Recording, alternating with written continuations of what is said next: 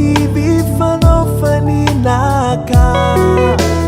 zamatokianao fanao tsy agnary zao fiainantsika efa tsara maro tsy mazaka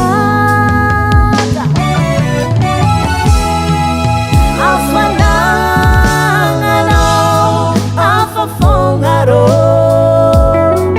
afanananao mitondra pasambaragna afanananao afafonarô fiaragna mamtsy avelatsy korava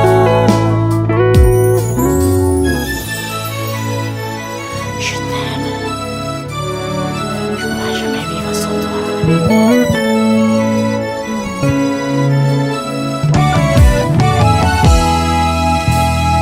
Fitiavantsika io tsy miova na maro fahavara hanatiako mba tia zaho ny foko efa baro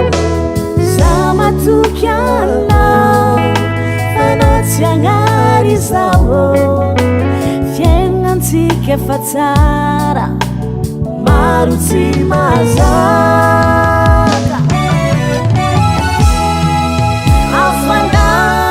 afanananao afafonarô afanananao mitondra pasambaragna afanananao afafonarô fiaragna mamtsy avelatsy koragna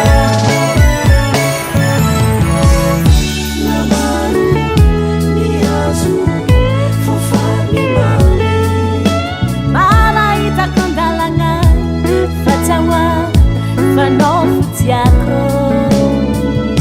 namaro mihazo